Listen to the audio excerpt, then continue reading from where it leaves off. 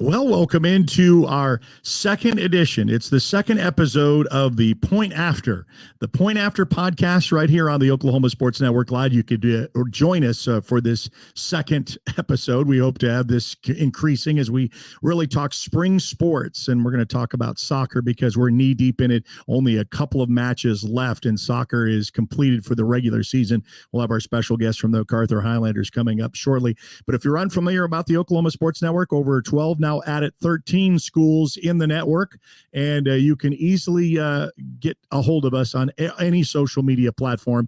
But first and foremost, we want you to download the app. It's rather easy to do.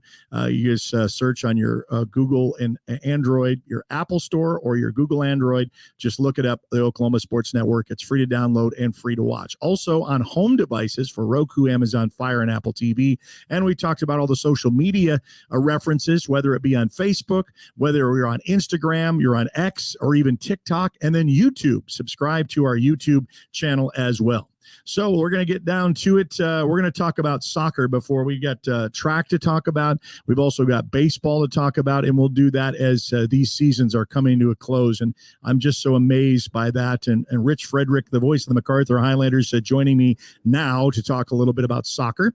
And for those who kind of follow high school sports in the playoffs, there are 8 teams to a district, and they take the top 4. And right now with the MacArthur Highlanders, it's kind of a win and you're in. You control your own destiny with these last 2 games, starting with Choctaw tonight and then the Elgin Owls. We'll talk about that. But before we get down to the playoff scenario, how would you describe this year so far? So this year's had a lot of ups and downs for the Highlanders, both the men and women.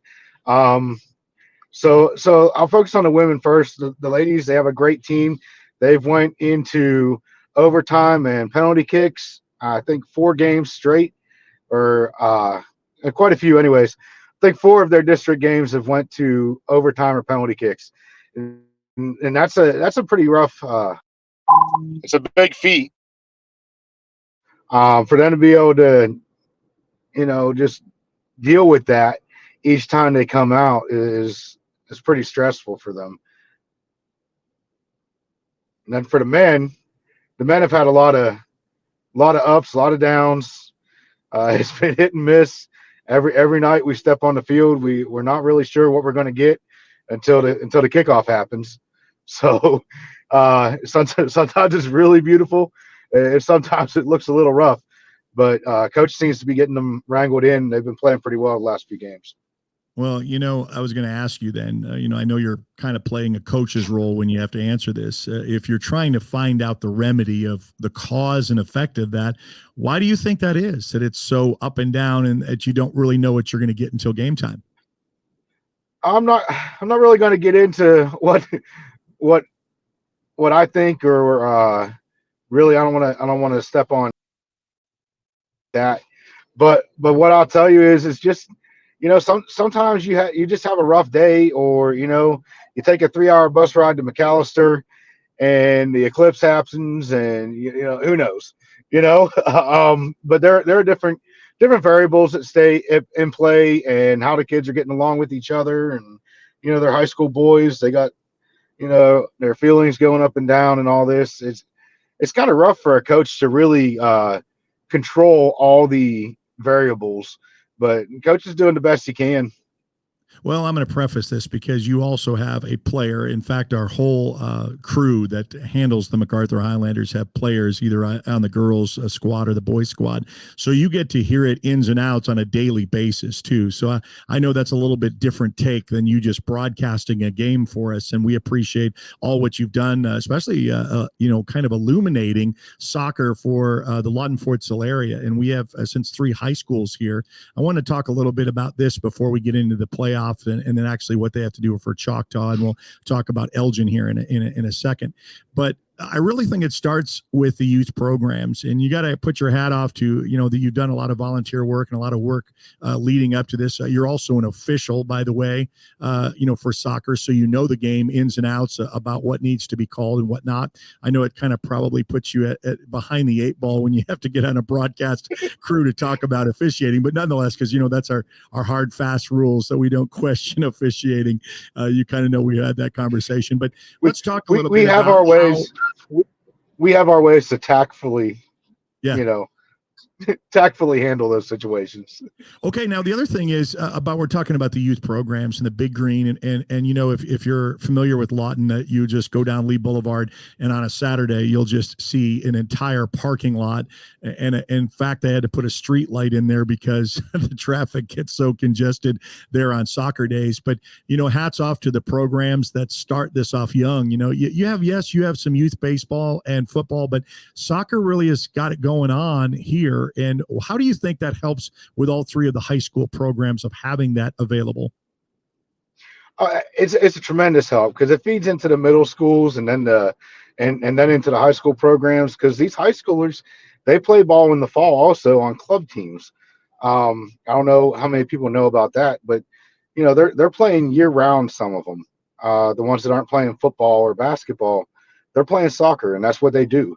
So they're getting different styles of coaching. They're getting different types of training to include their high school training. So it really is it's a great benefit to all the high schools, and I'll even include the Elgin High School and Cache High School, because Lawton Soccer Club covers Elgin, Lawton, and Cache. So for all those high schools, the middle school programs is just huge, and it's great to see how the sport has grown over the years to where people are actually paying attention to soccer. It's not just an afterthought all the time. We still feel like an afterthought at times, but it's Oklahoma, and we're not going to overtake football. So, but just that being said, it's really growing. We're starting to get more sponsors and more community assistants helping out at the fields out there. I know myself, I coach a team of 10 and 11-year-olds out there right now that my son and two of his buddies from the high school team, so Braden Frederick, Frank Myers, and Jason Shaw, all three of them are high school players that are coaching 10 and 11-year-olds. And cool. Just to be able to connect with the community like that, and the younger kids to be able to come out to the high school game and watch coach play and stuff like that, it's really, I think it creates that connection to where soccer is going to grow and grow and grow throughout the years. Well, the other thing is too, and I got to say this about soccer, it is really called football. And for me, when I do Google searches to try to find stuff for football, I got to be cautious, because when you go on the World Wide Web, football will bring you up a lot of soccer, because that's really what it's called. I have to put in American football. So even though you say Oklahoma is going to a little fall behind American football, soccer is still the worldwide phenomenon. It's big. It's played in almost every country imaginable. And so, yeah, you get them hooked on the youth level. I love the fact, and whether it's youth that go on and eventually go down coaching, or they come back to the communities in which they gave to them, it's a compliment to your son and others to know that, they can have a give back to it of a sport that they love, and then they can teach the up and comers, these kids that are going to be on the field here in about 4 or 5 years in the high school realm. And who knows, if you're successful enough, you can go on to college and make something of it with your education as well as your athletics. Okay, so crunch time, and you're a dad. You're also a little bit about tonight's matchup. You've got Choctaw. You're kind of in that bubble of the ranks of the 8 teams. You're right on the cusp of you win and you're in, because you've got not only this game with Choctaw, and we'll get to Elgin, but first things first, does your son and the team realize what's in front of them and what they have to do for tonight? So 100%. They know they got to win out the rest of the season. They knew that last Thursday going into the Noble match. And I even talked to our OSN man of the match, Miguel Martinez, after the match against Noble. I said, man, that was a heck of a game. He said, we have to win. We have to win these last games to get into the playoffs. So we have to have great matches every match. So the boys know, they know what's at stake, and I'm sure it's not lost on coach telling them what needs to be done. Also, so it really is a big deal. Tonight's matchup is very winnable. They went into penalty kicks with Elgin. Noble went into penalty kicks with Elgin. So all three of these last three matches, Noble, Choctaw, Elgin, we beat Noble by 3. It's a winnable match. It just comes down to matchups on the pitch, and if they're favorable for us, then we should be able to really put a few goals up here, get that margin of victory score up, which will help coming down to the playoffs. And it's going to be a tight race between us, Duncan, Durant, and Elgin, who gets those last 2 playoff spots. Yeah, it's always a fun time of the year. Anytime during playoff time, whether it be football, basketball, is that jockeying for those last positions, because the first 2 are going to be hosting, the other 2 are going to be traveling. Very similar to all the other sports that cross districts. Ones play 4, so the better you do, you get a matchup that is more favorable to you if you get to host. So you really like to host, and we'll talk about who is in that number 1 position there for MacArthur. But before we get to that, and you're going to do something with me that I don't normally do, because coaches won't recommend it, players won't. They say don't never look ahead. We're not going to look past this game, but you and I are, because we can talk about it. We're going to talk about Elgin and the familiarity with these players. You can almost say it's a rivalry. Yes, you have the rivalry between the 2 high schools. That's automatic with Eisenhower and Lawton High. These kids went to all these events together, and whether on traveling teams together, but you can now include Elgin in that. And I know it's at home and it's senior night for Thursday's matchup, but talk a little bit about that Elgin MacArthur showdown. So Elgin MacArthur last year it went into extra time. I get the privilege of being the man that is the father of the kid who won the match for us last year. So just knowing that last year was such a tight match, we won it in extra time and a golden goal. Coming down this year, yeah, like I said, Noble, Elgin, they went to penalty kicks to finish the match. And, we beat Noble 3-0. That doesn't mean that we're going to beat Elgin 3-0 by any means. They are a very game team. They'll come to play every match. And just like you said, the familiarity really, really kind of ups the ante as far as, their players know what our players can do. They know what our top guys can do, what our bottom guys can do. We know what their top guys and their bottom guys can do. So it really brings a whole different aspect to the match. Well, you also throw in the mix that Elgin plays McAllister when you're playing Choctaw, and McAllister is kind of sitting in that number 2 position. And so McAllister would like to finish that off. And then that leaves Elgin. Okay, if they end up, losing that match, then it really amps up the match with you guys even all the more for that 3rd and 4th slot. And you say you got Duncan in the mix and you got others as well. So first things first, of course, we get Choctaw, but, we like to finish strong, and you're going to be the lone representation of the 3 Lawton schools that have a chance at the playoffs, and that's a good thing to kind of keep building on that. And talk about some of the seniors coming up, since it will be senior. How many seniors you have? Because sometimes it's described as, well, this, like Eisenhower was told, this is a very young team, coming up, rising up. So you get a lot of underclassmen that are on the field. What about MacArthur and their senior leadership? So MacArthur has a really good mix, honestly. You have freshmen starting some matches. You have freshmen getting plenty of play time some matches. But we do have 6 seniors that we are graduating. So we are goalkeeper Frank Myers, our left center back Caleb, our left back Brylan, our center midfielders Jason Ford and Pasquale Arredondo, and then one of our wingers, Dominic Collins.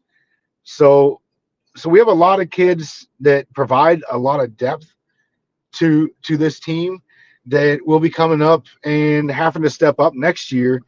But I think that we have the personnel to replace them. And the biggest thing is a goalkeeper. A goalkeeper is not easily replaced.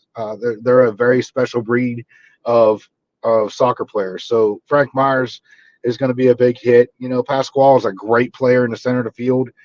But both of them, I think we have kids coming up that'll replace them and come in ready to play next year.